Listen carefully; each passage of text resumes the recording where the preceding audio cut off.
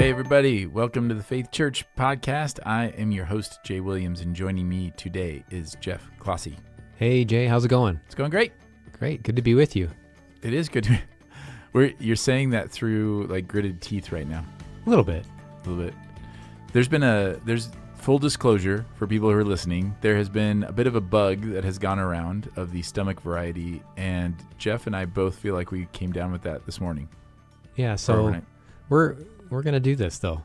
We're doing it anyway. We're determined. For the reward, for the joy set before us. We will endure the stomach bug. I mean, if you're hearing this right now, that means we got through it. Because chances are, if we don't get through it, or unless we paused, if you're hearing this right now, we either got through it. We got through it one way or another. And I'm sure we will. Or it will abruptly end. But you won't know unless you listen all the way through. So they just turned it on to like double speed. Double speed. They probably just fast forward. I wonder how many people fast forward through like, oh, they hear the normal sign off. Okay, they made it. Yeah. But even if you did that, so for the listeners who just did that, fast forward all the way to the beginning or all the way to the end to see that we did finish, you don't know if we had to stop in the middle of it and record the end of it later. So these are the things that you won't know unless you listen. So for all 8 of you now, the number keeps rising, by the way. Yeah, 8. People keep mentioning every time we say something now, people are mentioning something from the podcast, and like the number keeps going up. So and then they get their reward. And they get their reward, and we get our reward. Yeah. So what a great weekend. Yeah, it was an incredible weekend, right? Yeah. We had Robbie back. So if people are listening to this and you weren't here, you missed Robbie. Yeah, Robbie Helene was here and family. It was delightful.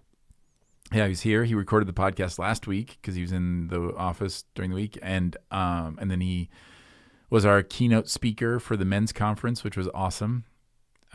Really incredible time with our men getting together and worshiping Jesus. And we're pretty simple at our church, and we talked about that. How it's pretty simple. Our focus is we want to gather men together to worship Jesus and eat good food, and that's pretty much. That's pretty much what we do. So that's what we did, and it was fantastic. And it really was. I mean, one of the highlights for me was, it wasn't a long prayer time, but we had some time set aside where men were sitting at tables of like 6, and we prayed together for each other and to God, and that was really, really awesome. And I hope that we can continue doing things like that together, even when we're not having a big conference. But that was one of the highlights for me, was just getting to pray and be prayed for by other men. It was great. Yeah, that was a really incredible time of prayer and the worship. I went around and I actually recorded some of the singing, because it's just unique when you have that many men in a room just singing. It just sounds different, right? And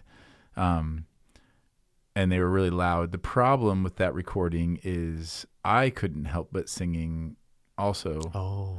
So I'm the closest to the microphone. So I'm like, maybe I'll scrub through that and try to find somewhere where I'm not so loud. Where you trailed off a little bit. Yeah, where I trail off. That was really fun to sing with all men like that. You're right. But that also makes me think, I love the idea of the person who records the whole room, but they're singing in it and they're like clearly front and center, and they're like, oh, I didn't notice I would be on there. Well, anyway, here it is. Just like it's my audition tape. Yeah. Whoops. Yeah. It's the opposite of an audition tape. Let's not have that. So not only did Robbie, we should say about the men's conference. So that was amazing. It was an incredible time. We're hoping that it's a catalyst for a little disciple making movement.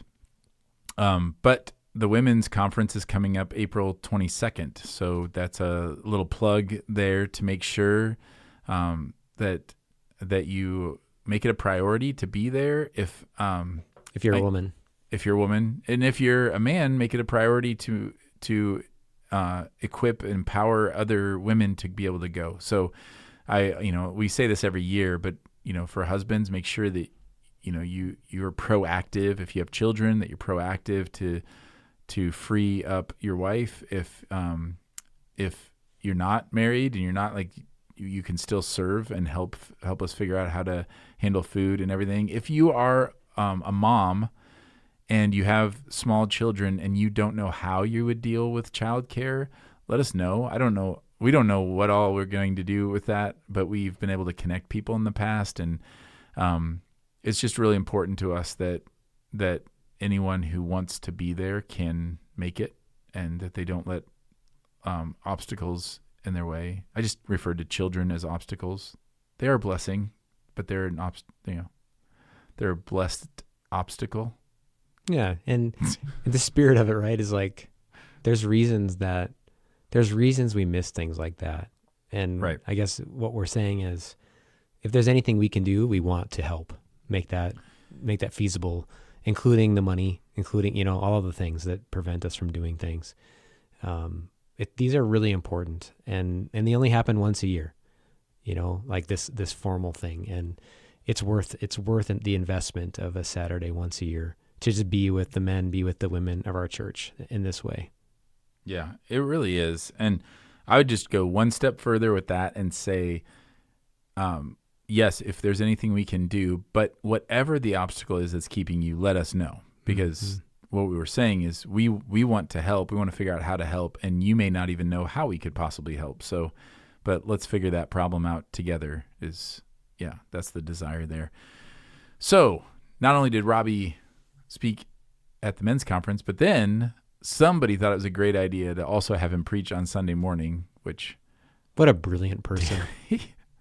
Robbie was so exhausted, and there was definitely a question of why did you make him do that? And I'd just like to go on record and say I did not make him do that. I asked him, but Robbie being it was interesting what an incredible parallel. He didn't really mention it, but he did mention that kind of the idol of identity of feeling useful.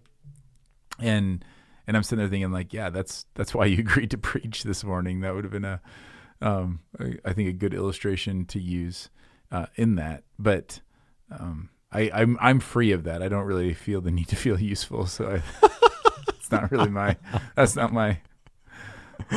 that's partly in jest, but also partly not. It was, though. I think I'm thankful that Robbie wanted to, because it was great for everybody to get an update from him too, and then to get the blessing of just hearing God speak through him and what God had put in his heart from the Word. And I know people were going to want to hear from him, but have you ever received applause when you went up at a church to preach? Not so much. I don't think I've received it, like if I'm guest speaking at an event and the person introducing me says like, let's welcome, Jay Williams, and then they'll applaud, but spontaneous applause just because I walked up on the stage, I don't think that's ever happened. So that was kind of That's cool. What I love about that is Robbie would have made him feel very awkward. And then in light of his sermon, I was thinking, you already received your reward.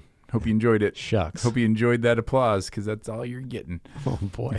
Thought that's the transition of the sermon. So Robbie made a really great point in that. So we preached on rewards, and these acts of righteousness that people were doing in Matthew 6 in the Sermon on the Mount that Jesus is addressing, and he's saying like, don't do this in public. Don't do it to be seen by others. And I thought Robbie did a really great job of differentiating between doing something to be seen and the thing you're doing being seen that brings glory to God. And so there are a couple of facets of that, right? One of them was the idea that he pointed out rightly that just a few verses earlier, Jesus is saying, let your light shine so that people may see your good works and glorify your Father in heaven. So on one hand, he seems to be saying, you are supposed to be salt and light. You're supposed to be doing these good works so that other people see it, because then they will glorify your Father. And then just a few verses later, he says, don't do it in front of everybody. Don't do those things so that other people can be seen, so that you're seen by others. And so he did a good job of differentiating between that. It's really a heart posture of like, why are you doing this? Are you doing this as a response to God's grace and mercy in your life? And it's an overflow, like much like fruit that just spontaneously kind of comes from a tree? Or are you doing it so that people will see you, so that you will receive the reward from people, whether that's that they see they think of you as righteous or good, or they or they give you praise or anything like that. Those are two different heart postures, which makes sense in light of what he talked about with lust and adultery and all these other things. That it's really the heart issue is what he's getting at. Yeah, and it's that distinction that Jesus is drawing out, so far in this sermon. I love that Robbie reminded us again. This was a sermon. It's always helpful to remember that the things are going together, but the difference between being versus appearing to be, right? That keeps coming up. Like there's a way of being, and then there's a way of appearing to be, and appearing to be a certain way would be what would lead us to doing some things, like even a good thing in front of certain people to get some reward from them, but not doing it if they're not around. That's the same kind of like heart posture where you're seeking the praise and accolades of other people. So you're appearing to be a certain way. And I say that again because that's the reminder I give myself as I read this, is that Jesus is really going after actual heart transformation that then overflows into actions. Yeah, and I guess here'd be the big question. So I think he framed that well of addressing that. And what was the other thing we talked about before? If he commented on that when you're seeking rewards. When you're seeking these rewards, that God just gives you over to it and says, okay, if what you wanted was, for example, if you go and help somebody move, if what you're doing it for is for the verbal praise because you just enjoy people saying thank you and enjoy, like you're pursuing that if you do that, then that is your reward. Like you may very well get it. You may very well get somebody, posting on social media about how great Jeff is that he came over and helped. And but if that's what you're pursuing, then that's all you'll get. Like if that's all you want, that's all you'll get. And that kind of opens the door to, I think, what would be a helpful conversation is there is a way to interpret this passage that is, so we shouldn't do things to be noticed, and we shouldn't do things for rewards. But that's not what Jesus actually offers as the opposite of this. He doesn't say, beware practicing your righteousness in front of men. You shouldn't do that. You should not, you should do things without being noticed, or it shouldn't be about the reward. It should just be about doing the good thing.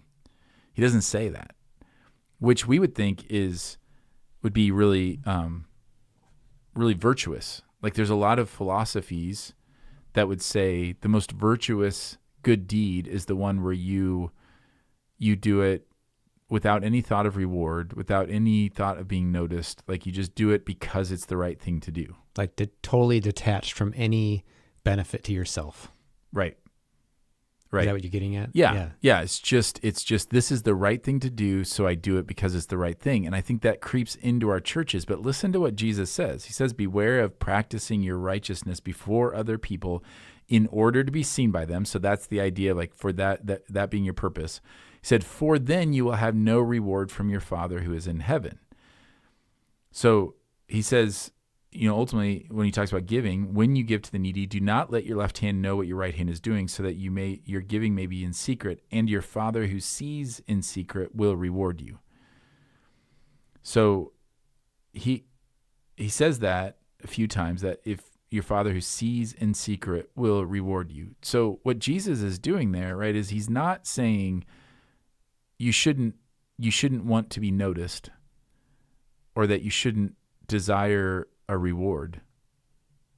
What he's saying is you're wanting to be noticed by the wrong entity, and you're looking for the wrong reward. And if what you want is to be noticed by the wrong people and rewarded with a small thing, then that's what you'll get. And your Father in heaven won't. Like, he's not a part of that equation because you don't want that. But if the way our posture should be is, I do this because to be noticed, I want to be seen by my Father, and I want my Father to reward me. And that's a different paradigm. So let me ask you that question, Jeff. Like, when you hear that, where do you think, like, what needs to be explained in that, or Or do you agree? Do you disagree with that statement? What are the dangers in either side of that? I mean, I was just looking a little further down when Jesus is talking about prayer. So this is 6 verse 6. So Matthew 6 verse 6. I'll just read this one too, because it's another example of what Jay is saying. Jesus says, "But when you pray, go into your room, close the door, and pray to your Father." And I love how he adds this, "who is unseen. Then your Father, who sees what is done in secret, will reward you." And to me, there's kind of two things going on. One is we are ever living in the presence of our Father. He is with us all the time. And he's caring for us. He's involved in our lives. So Jesus is using some of these examples of hypocrisy to alert his disciples to what is better. Mm-hmm. Like, if that's all you want is people's praise, fine. But there's something much better. And I love how he does that. He says in that example, your Father's unseen. So even though your physical eyes can't tell that he's there, he is there. Right. And when you go into your room and pray in secret, he will reward you. And that reward is a promise, and I think that it's meant to be motivating. Yes. That there's a great benefit that's available to us, and we can reach out and take it. We can actually enjoy that. Yeah. But we won't be able to have it both ways. And I think, to me, that's the kind of the stark contrast, is that Jesus seems to be saying you cannot seek both things. You cannot go after the praise of human beings and being seen by them and the reward that your Father is promising you. And to me, that dichotomy is really important. Yeah, that's a critical dichotomy that you see in the Sermon on the Mount and in the ministry of Jesus. He is constantly saying things like, you can't have this and this. In fact, next week, this upcoming week, we'll be preaching, I'll be addressing the passage of you cannot serve both God and money. He's saying, like, this isn't possible. No one who puts their hand to the plow and looks back is fit for the kingdom. It is all or nothing all the time, and there's no hedging of bets. And so he's saying, right, like, you can't pursue both of these rewards. They are in opposite directions. So to move towards one of the rewards, to chase after one, is to move away from the other one. And again, I think it's important, like you said, I agree with you. The rewards are meant to be motivational. And that can feel weird if we don't really think about what Jesus is saying. Like I said, we can think there's a third option here where we say, well, again, I don't do it for the reward. Well, we're supposed to. I mean, Jesus says that this is what he does. So how weird would it be if, imagine let's go back to the moving analogy. So you're tired, you had a late night, your kids are up sick, and you know your buddy's moving at 8 a.m. to load a truck, and which is everyone's least favorite job ever. And you get up in faith and go. And imagine that you don't do it. You're just trying to be a blessing to your buddy. You love your buddy and you just want to be a blessing. And imagine that the Lord then sends an angel and says, hey, Jeff, I just want you to know God saw what you did. He knows how hard last night was because he saw that. He saw that you were up with your sick child. He saw that he knows everything about you. He knows exactly how tired you are. And he has a reward for you because you responded in faith. Imagine if you said, oh, no. I don't need anything from you. I don't want anything from you. Does that sound holier? Does that sound like more faithful?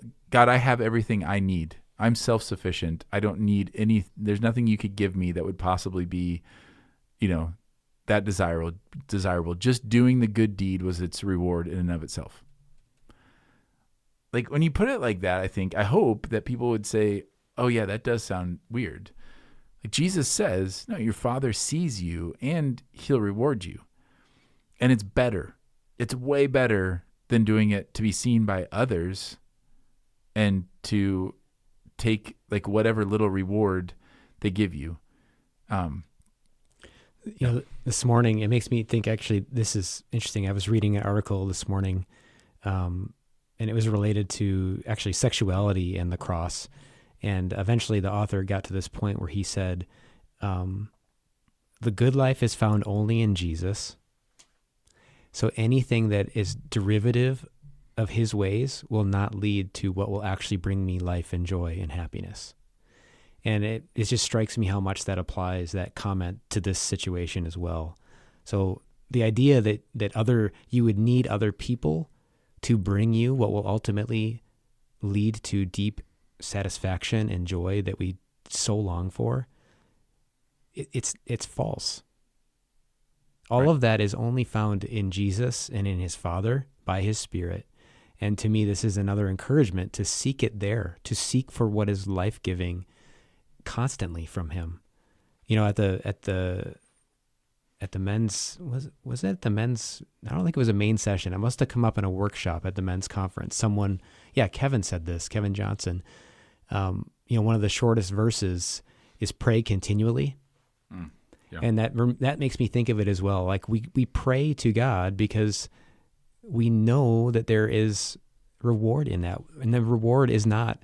So I think it can be helpful, Jay, to make a distinction between what we would think of as like self-efficacy or something that brings salvation versus something that brings blessing and life. And I think, to me, sometimes that's where people really get tripped up when they start thinking of rewards, because they get confused. Well, I thought we were saved by grace, and now you're saying, do you know what I mean there? That's a great question. Yeah. So we're not talking, when Jesus is talking reward here, he is not saying, do this so that you will have eternal life. He's saying the eternal kind of life looks like this. This is how it is lived out, rather than you gain it by doing this. Yeah. I mean, I do think, and I think that ultimately the reward is experiencing, there is like a blessing that is you're experiencing more of the reality that's already been declared for you. Yes. Right. So I think there's probably two pitfalls that you can fall into when you start saying, okay, great, God rewards those who seek him. Like, so again, to just show that we're not making this up or whatever, obviously in Hebrews 11, it says, without faith, it is impossible to please him. For whoever would draw near to God must believe that he exists and that he rewards those who seek him. Yeah, that's awesome. So if you are going to draw near to God, then you have to believe that he's there. That makes sense, right? And that he rewards those who seek him. Well, what's he rewarding you with? The abundant life, the experience of what he's already attained for you. So the two ditches there, one, would be you think, okay, I do these good things and the reward is eternal life. No. My sins are forgiven. Sins are forgiven. That is because you are in Christ. Yes. But the reward is the experience of that. So imagine, I mean, this is off the cuff, so we'll see how this goes. But imagine you get to go to Disneyland, and your ticket to Disneyland is already bought, and you're in there. But then you have choices all throughout the day of, well, should we go on this ride, or should we go do this? What thing should we do while we're here? And from being really experienced in Disneyland that, like, well, if you do this is going to be way more enjoyable. So just like getting in there doesn't even mean you could be, and this is funny because I don't like Disneyland. I think it's like the least happiest place on earth. So it's kind of funny that I'm thinking, but whatever thing, like whatever it could be that you go to, just being there doesn't actually automatically mean that you enjoy it. And all of us have the experience of knowing we're saved, but not feeling joy in a moment. Right? Like we all have that experience. We all have the experience of feeling discouraged in our faith, feeling, complaining, grumbling, feeling bitter, feeling discouraged, feeling all these different things that if we really understood our state and understood what was around us and what God had done and what that means for us, if we really believed that deep down in our core in that moment, we would be joyful. We would, be joyful continually, which is what we're called to, like rejoice always. So there's a difference between having the thing and rejoicing in the thing and experiencing it. And so the rewards of these faithful actions when we pursue Christ and we do these, whether they're good works or steps of faith, the reward ends up being that we get to experience the reality experience the abundant life. It's not that you gain abundant life, it's that you get to experience it. And it's better. And that's actually the opposite ditch of that is then we try to say, okay, he rewards those who seek him. Great. Well, I handled all my money. I never went into debt, and I'm still living paycheck to paycheck. So where's God's reward? Or I didn't date. I kissed dating goodbye, and I'm still not married. Or I got married and my marriage is terrible. Like, where's my reward? Like, I did everything. So that's a perversion of what the other side of it. So sometimes we can think it means, oh, that's how you inherit eternal life. No. But then the other side of it is we think we're seeking the rewards that God has for us, but we're not. We're actually seeking worldly rewards. So if you imagine it this way, Jesus is saying, don't seek people of the world to gain worldly rewards. Rather, seek God to be noticed by God and receive eternal, like heavenly rewards. But the mix that we'll sometimes do is I seek God's law in pursuit of worldly rewards. So we kind of mix if that makes sense, we mix it. So we say, no, I'm doing this for God so that I'll receive worldly rewards. And that's not how it works. Like, if you're seeking after those rewards, and that goes back to what Robbie had said, like if you, like what you seek after, if that's what you're seeking after, that's all you're going to get. Yeah, we're still aiming too low in that case. We're still settling. Even if it's in the name of God. Yes. Like, even if you say, no, I'm not doing it for you. Yeah, like I'm going after God, but what you mean is I'm going after like worldly things through God, and God is like the cosmic genie who's going to give me these things so that if I'm honest in business, he will make my business successful in a financial way. Yeah, the way the Psalms say this same thing is over and over again, you can see things like the Lord is my portion. So like what you get, your inheritance is him, and the reward comes directly from him. It's not, then the Lord gives me the thing I actually want, which is this other thing, which will pale in comparison to him. He is like the highest thing. You know, it kind of makes me think too, the experiencing the abundant life versus having it. It's kind of like if you, so right now it's fishing walleye season. I'm getting pictures a lot of mornings right now of walleye from people, which is exciting. But no one fishes assuming there are no fish out there. It's like fishing and saying, well, you know what? I'm still going to cast. I like the casting and I like talking with people, but there actually are no fish in this water at all.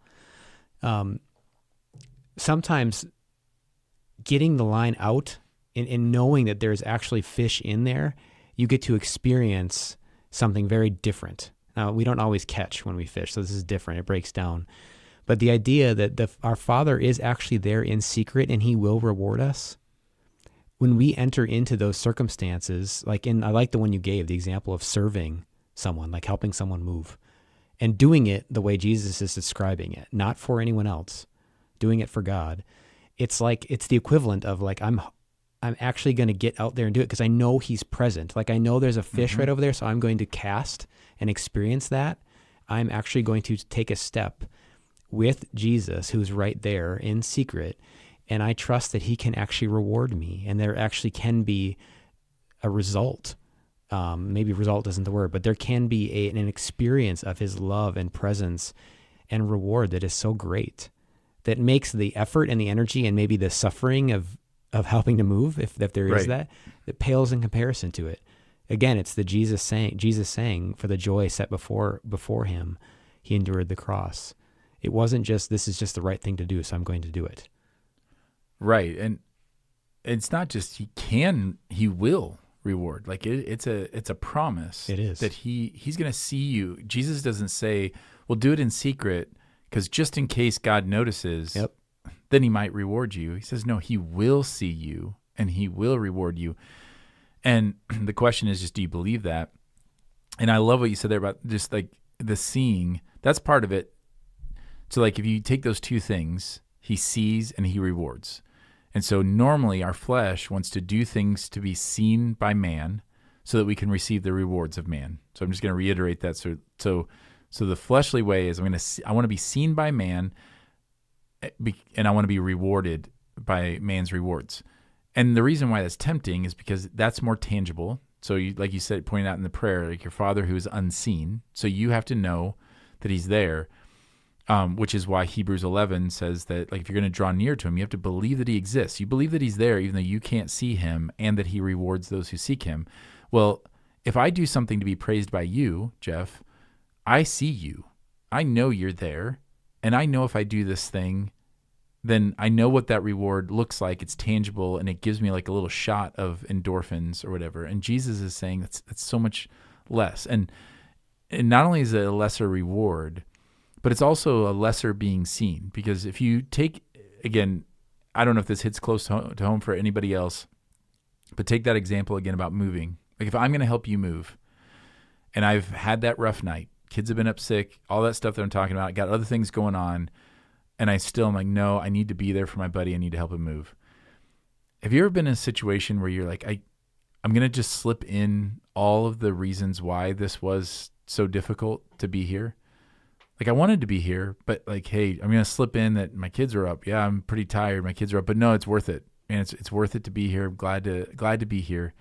Like, hey, I got to make sure I get this done because I'm going to this next thing afterwards. Like, we slip those things in. Well, why do we do that? Because if I do that, I do it because you aren't good at seeing. Strategic. You couldn't know. Right. You have no idea. Yep. You don't know how valuable this act of sacrifice was. And so what's so incredible to me is that God does see all that. Mm-hmm. So God sees every bit of it, both the good and the bad of my heart in the midst of that. He sees that I was up with my kid. He knows how tired I am. He knows what I have to do.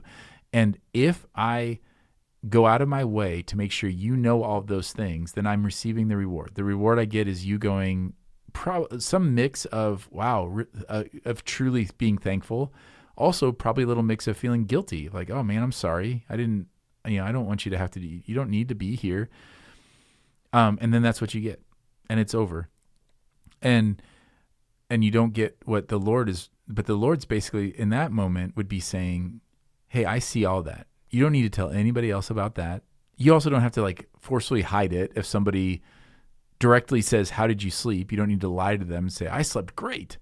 You don't have to, work to manipulate it so nobody knows any of the situation. But he's just saying, look, I already see it. It'd be like, another bad analogy alert, it would be like if you ever had a boss, if you've ever worked in a place where you feel like nothing you did was noticed, imagine having a boss who sees everything, not in a creepy way, but just notices everything, knows how hard you worked on something when you gave a presentation or you got to the end of the day, knows when you weren't feeling quite right and you really had to press through to try to knows when you picked up the slack for somebody else, sees all of it and rewards every bit of it. How joyful would it be to work in a place like that? Yeah. And then on top of it, he sees all of the negative things and he forgives you. Like, he's just prone to say, yeah, I know you did. I know you slacked off over here. So Johnny had to pick up the slack for you, but I'm rewarding Johnny for that. I saw that. I know that. And hey, I love you and I forgive you for that. But I did see over here where you went the extra mile and, helped that customer in that way or whatever. I saw all of it. Imagine how, what would be the fruit? How excited would you be to go to work at a place where every bad thing you did was forgiven and was genuinely they saw who you were through that and loved you through that, and every positive thing you did was rewarded. And that pales in comparison to our Father who sees us in secret, which then becomes this incredibly motivating thing. No wonder I've known people who I see just really get this, and they are just addicted to basically the rewards of God drawing near, the rewards of them feeling like they are in the presence of God and experiencing him and experiencing the abundant life and believing that he rewards those who seek him. And their lives look amazing. Their lives are joyful. Their lives are spent. They are at the end of the day, they collapse in amazing exhaustion at the whole day. they feel very free to say yes and free to say no. Like those are two things. Like when we talked about let your yes be yes, and when he says, and when just say yes or no. They are free. They are people who are free to say no to things because they're not worried about how they're going to be viewed if they say no. They just know like, oh, that's not what God has for me. It's more important that I do this other thing. And they do it because they don't worry about how you view that. They know how God views that. God sees their heart and knows you said no to that because this was this other important thing that I actually called you to. They're free. They're joyful. They're experiencing abundant life. Like they are being rewarded for doing things in order to be noticed by their Father. It's interesting how, as you were describing that, I kept thinking they're free to not think about themselves, actually. Right. Because the other way of needing people to see it requires maneuvering and contortion and strategic timing, a lot of energy. Right. And if you know that that's not what needs to happen for you to enjoy the reward, you don't have to do that. You don't have to manage people or situations so that a certain thing comes out. And actually, I think then in the end, the person who's really experiencing this, the way Jesus is saying it, their thought is primarily on God. Their thought isn't even on, am I getting the reward I hoped for? I really think that their mind is just consumed with his love and his mercy and his peace because they're enjoying him. So they're always assured, like you said, that they're known and seen every moment. Every moment he knows and he sees and he understands the deep motives of the heart. He knows like when other people totally misread what our intention was, like all of that. Right. There's a lot of this is such a solid, weighty truth that it really does change the way a person goes through life. To not have to think about that. And I think the reward, and again, it bears repeating that I get to experience more of my Father, and he rewards in different ways, but the reward is ultimately his presence. And so there have been times where God has blessed, I know that God has miraculously blessed us financially. The reward is not the money. The reward is being seen and known and experiencing God's love. That just happens to be a vehicle of it. But the question would be like in that idea of pursuing worldly rewards. What if God was going to, like, if you are at a crossroads in your business to be honest or dishonest, and you choose the path of honesty and it ends up bankrupting your business. And that's what I'm talking about. Of like, if you're seeking worldly rewards, you say, well, I did the right thing. I was honest and then I lost my business. So God punished me. Unless you view it as, man, I trust my Father in heaven and every gift that he gives me is good, and seeing it as like it's possible that God freed you from a business that was going to dominate your life, ruin your family, or whatever the case is, or you were going to become so self-sufficient. Your success was going to put you in a place where you felt very self-sufficient. You no longer needed God, and so you felt yourself drifting away from him. What kind of reward would that be? And God's saying, if that's the reward you want, that's what you're going to get, but that's all you're going to get, because you're not going to receive more of me. You're not going to experience more of me. And that's the better reward. So then that ultimately then comes back to, okay, well, that's the setup. And so I don't know if it was Robbie on Sunday. I forget where it was. Recently we were talking about how sometimes we make it too complicated and we get lost in the weeds, and we miss like the very obvious thing that Jesus is saying. And the obvious thing that he's saying is, if you do things to be noticed by other people and in pursuit of the rewards that they can give you, that's all you get. Or you can do it to be noticed by God, to be in his presence, and to receive receive the rewards that he has, that he will give, and to trust him that those are that's the better thing. That's basically the choice. And it's one or the other. It's not, oh, I'll do a little bit here and a little bit there. It's no, you're seeking one or the other. And then the question is, do you believe he sees you? And do you believe he rewards you? Which is the question that the author of Hebrews poses, or the challenge, that if you want to draw near to God, you must believe he exists, or that he sees you, and believe that he rewards those who seek him. And we can do all the talking around in circles about it, but ultimately, right, that's the question that we ask ourselves every day. It's pretty basic, right? It's pretty basic. Yeah. Do I believe he exists and that his rewards are better? He rewards those who seek him, and that's better. Or am I not quite sure about that? And to be frank, that's the battle of faith every day that we all go through.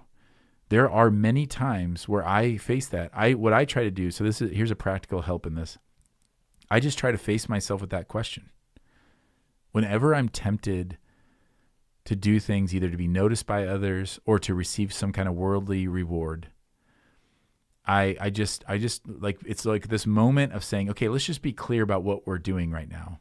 What we're doing is we're saying, I want the tangible person to notice me, and I want the tangible reward that they give me. Or am I going to trust in the God who I cannot see, but I know exists, and I know in his rewards? Like, which one do I want? And you know what? Frankly, there have been days where I choose the tangible and the temporary. And there are moments I do that. And that is sin. And I'm missing out. And I think for me, it's been helpful to let's just name it. Rather than justifying it, rather than twisting it in some way, rather than making it feel like, no, but I really am doing this for God, and, in this roundabout way, like, I just want to name it for what it is so that I flood it with light. So then it's a choice of like an honest look at it. Does that make sense? I don't know if that's helpful. It does. And to acknowledge, like, I settled for that. Right. And I could have had something better. Yeah. And that's not to wallow. It's not to, like, beat yourself up. No, it's just to it's acknowledge what's true. Right. It's to acknowledge what's true, because my father, what I know the posture of my father is like, so for example, when I do the thing where I slip it in there of like, hey, yeah, it was a big deal that I showed up today because I wasn't feeling well. I feel like the Holy Spirit's not chastising me, shaming me, but he might be saying, hey, buddy, you had something better, and you want to pursue the better thing.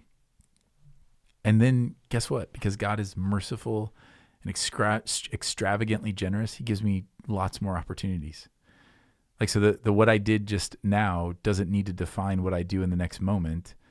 I'm able to say, because God is not vindictive in that way. He doesn't, if you are given an opportunity for faith and you do the thing to be rewarded in worldly ways, and then the next moment you respond in faith and you do, like, you seek after God, God doesn't go, well, yeah, but you did that other thing a little bit ago, so you're not going to get a reward. Your punishment is you're not going to get a reward this time, because that's what we do as parents, right? A lot of times where withholding some good, then withholding a good because you didn't do it right away or whatever. Well, God doesn't function that way. He is extravagantly merciful and kind and patient and generous in all of his blessings. And so he is just constantly showering us with reward and blessing when we are faithful in that, because we get to experience more of the life that he's given us. Mm-hmm. And every moment is a new moment in that. Yeah, and he's not surprised either. No. That's part of it. Because in the prayer section too, not only does God see you praying, who's unseen, but he actually knows what you need before you ask him to. Yes. That's another part of it. He is with us, and he knows us, and he knows, you settled again. And I think his heart, he's not annoyed, but he knows that we missed out. We did, but it's not game over. No. That's the beauty. He's kind in his conviction, because he's letting us know. So I want you to know, so next time you'll experience this. Yes. It's not like, it's not a shaming. It's if he didn't ever tell us, like if he never let us know, if we never felt any conviction, then we would miss out. Think of all the stuff we would miss out on. And yet he doesn't, his desire is that we don't miss out on anything, like any amount of joy. God refuses to settle on our behalf. And it's just really incredible when you think about that. Like, someone who is so for you, which is why, Romans talks about if God is for us, who can be against us? Like, if God is for you, the one who sees everything, the one who rewards those who seek him, the one who is, he is for you. And he is constantly disciplining those he loves and encouraging them and exhorting them. And there's conviction, but it's his kindness that leads to repentance. And he is offering this incredible life that he's already secured for us in Jesus. Mm-hmm. So again, like for me, I would wrap up there where I say, come full circle and say what he is calling us to do and what Jesus is calling us to do is to lay hold of that which has already been attained for us. It doesn't change his love for us. It doesn't change our salvation, our state of salvation. He is saying, I want you to experience, I've given you this gift. Now I want you to experience it to its fullness. And those are the rewards. And every time we exercise and step in faith to be seen by our Father in secret and forsake the rewards that the world has to offer us, then we are laying hold to that treasure and experiencing it more deeply, which is full of joy and peace. And it's abundant. Yeah, it changes us as we do that. God uses those moments to change who we are and what we desire. Yeah. Which is, I think, a miracle that our heart can actually be transformed to desire something it doesn't and to stop desiring something it does. He does that through this process. Yeah. It's really incredible. It's and we do, as we always say, we need each other to help us see this, because we don't always see it. We don't always notice when we're chasing after the tangible praises of men, or the rewards that the world has to offer us. And we need help in that. We need encouragement in that. We want to rejoice in that together. So if you need help or if you have questions, it's both very straightforward and challenging. If you have questions, let us know. You can get a hold of us at connect@faithpastogo.com or call us or stop and talk to us on a Sunday. We'd love to help you in any way that we can. So we appreciate you listening. We made it through, Jeff. We did. I was going to say we made it. Yeah. That crossed my mind. But too. now you got your reward. Thanks a lot, Jay. Yeah. Jewels in your crown stolen away. We do appreciate you taking the time to listen. Hopefully it is helpful. Until next time, grace and peace.